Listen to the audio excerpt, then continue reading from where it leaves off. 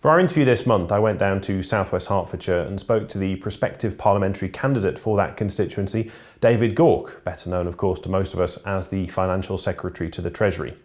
He told us what the Conservative Party plan to do in the future and also what they'd been up to over the last 5 years. Looking at the last 5 years of what you've done, for the majority of the public, what would you say is the thing that you're most proud of? Well, the biggest thing that we've done with the tax system is a very big increase in the personal allowance. And we've taken over 3 million people out of income tax altogether. Something like 26, 27 million income taxpayers are paying less income tax as a consequence of that change. And that's made a dramatic difference to people's living standards. And I also think it's made an impact in terms of the number of jobs that are around. I think it's part, alongside with welfare reform and a general growing economy, helped ensure that we've got more people in work than ever before because we're making work pay. But do you not think that, would you not accept that had it not been for the Liberal Democrats, the personal allowance wouldn't have increased as dramatically as it has? Well, look, as Conservatives, we always want to reduce taxes, and in particular we want to reduce income taxes. Now, there are different ways in which this can be done, but we were very keen to ensure that we could deliver on the coalition agreement and increase the personal allowance over the course of this Parliament. We've actually over-delivered compared to what was agreed in 2010. I'm pleased that we've done that. It's meant it's been a real priority, and we want to continue that policy by increasing the personal allowance to £12,500 over the course of the next Parliament. And £12,500, obviously, the statements that have been made have said that somebody on 30 hours minimum wage would therefore be out of tax. So you're also promising an £8 minimum wage? Well, we're working on the assumptions that are there, but given the rate that we are going and given what the Low Pay Commission has recommended this year, by the end of the next Parliament, we do expect the national minimum wage to be up around £8. So, but of course that depends on how the economy performs, but that's a reasonable assumption. And what do you think you've got wrong in the last 5 years? Well, I'm not sure that there's very much that I would identify on that particular front. I think we have made a tax system that is fairer. We're actually getting a bigger contribution from the wealthiest as a consequence of the changes that we've undertaken across the board. We have reduced taxes on income, particularly for the low paid. And I think there are a number of reforms that have made the tax system simpler in particular areas. Given the challenges that we faced, and you've got to remember we did have the biggest deficit in our peacetime history, given that I think there's a lot we've done, and that's before we start talking about our reforms of corporation tax, which I think has made a real big difference to the UK's competitiveness. And with corporation tax, do you think that 20% is here to stay? Could you see over the next 5 years, would we expect to see the main rate go back up again? Well, I think it would be a mistake to reverse the reductions that we've undertaken. If you look across the board, there is a general trend to bring corporation tax rates down. I think not since 1997 has a G7 economy increased the corporation tax rates, and both countries that did that promptly reversed it within a year or two. So I think it's a mistake for the Labour Party to advocate increasing corporation tax rates. Whether it will go any further down, I mean, we shall see. I think it becomes perhaps harder in terms of some structural challenges when it comes to tax motivated incorporation, for example. But I think the fact that we have got one rate now, that's a simplification in itself. I think that is a good step. And it is important that we continue to look at this to ensure that we remain the most competitive economy when it comes to corporation tax in the G7. It's a very fine line, isn't it, between being a competitive economy based on your tax rates and being an offshore low tax rate country. We are, of course, as an island, looked even more looked at in that way even more. Is it a little bit? Is it perhaps wrong of the government to say that people who are cutting their tax rates offshore to try and appeal to certain businesses, they're wrong, but we're right to reduce it to 20% and make ourselves attractive to these people? Well, look, the way I would put it is this. We believe that it's perfectly reasonable to compete on tax rates. But what we have to have is an international tax system that, if you like, more closely aligns economic activity with tax. So, what we want to do with the UK is people to locate activity here, to have jobs here, to have investment here, And one of the reasons why they would do this, not the only reason, but one of the reasons that they would do this is because we offer low tax rates.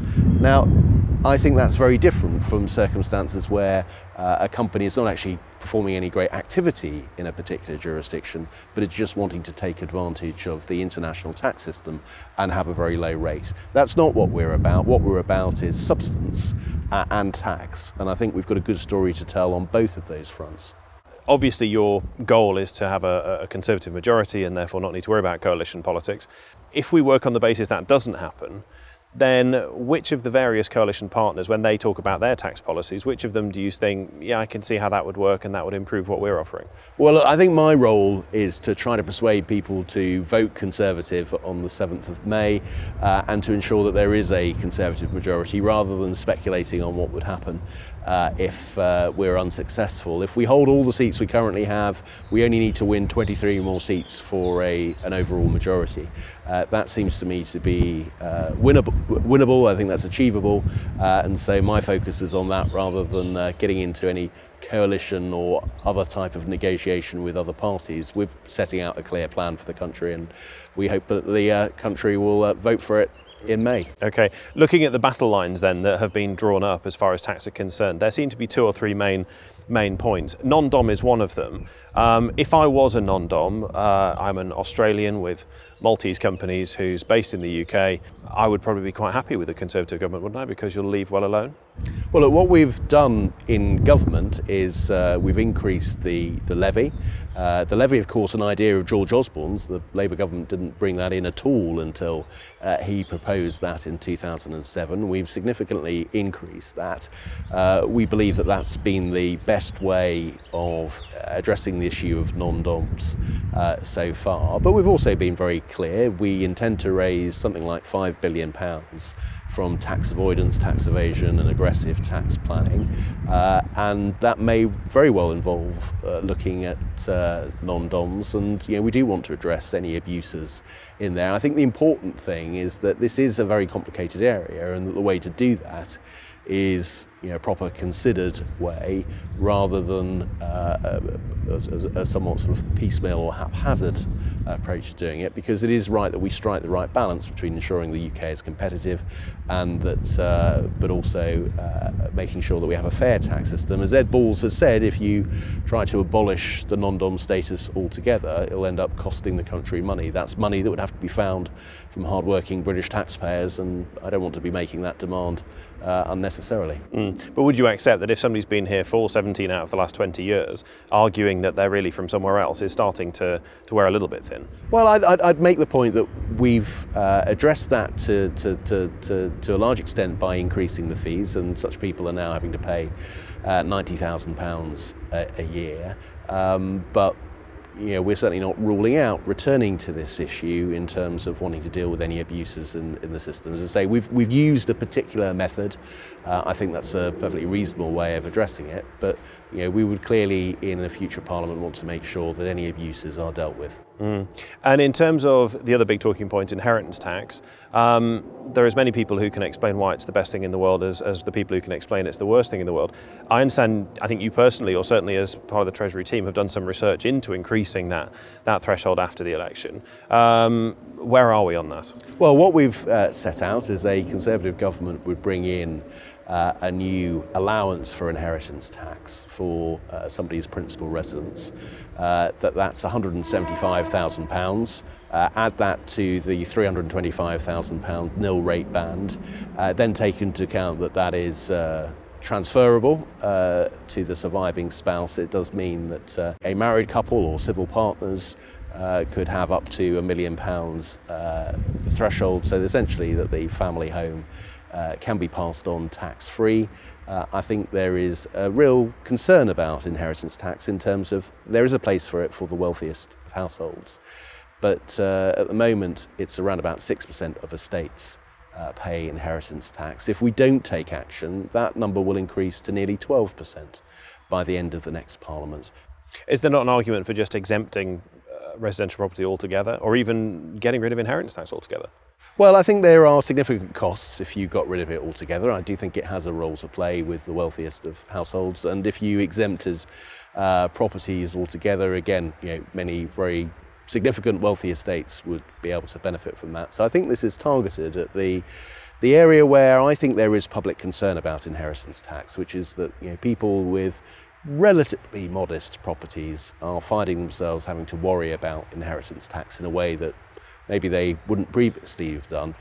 So that I think it's right that we take some action to address that. Okay. The Prime Minister said that when making his manifesto launch speech, that it was important that we keep the taxman's hands off certain things, talking about inheritance tax at that point. As somebody who's spent an awful lot of their effort trying to work against tax avoidance, and anybody who has that sort of attitude towards tax, that can't help your job at all. No, we've been very clear, and if you look at the policies that we've pursued over 5 years, and indeed our ambitions for the next Parliament, is that we strongly believe that people should abide by the law and the spirit of the law. We've taken measure after measure to deal with aggressive tax avoidance, and we believe it's absolutely right to do so, and a fair tax system does mean that people are not able to walk around the rules contrary to the spirit of the law and not pay their fair share. But equally, as Conservatives, we instinctively believe that people should be able to retain access to their own income and their own assets, and that tax does have to be limited. So our argument is about having low taxes, yes, properly enforced, yes. And if you were to lose the election and you were no longer in government, how would you like to be remembered for the last 5 years? Well, of course, all my focus is ensuring that we don't lose the election. But I think what I can say is that the record of the last 5 years is that we have transformed the British economy. An important part of that has been our tax reforms. We've made it easier for people to keep more of their money, particularly when they're in low-paid work. We've made our tax system more competitive, attracting investment to the UK, and I think that's contributed to the extraordinary growth in jobs that we've seen. And I think that we have got a tax system now that is much better suited to the modern world and the need to ensure that we make work pay and that we attract investment to the UK. So I think we've left the tax system at the end of this Parliament in a much better shape than it was 5 years ago. But I would be the first to say that there's still more to do, and that's why it's very important for the country that there's another 5 years of a Conservative government. David Gauke, thank you very much indeed. Thank you very much. Thank you.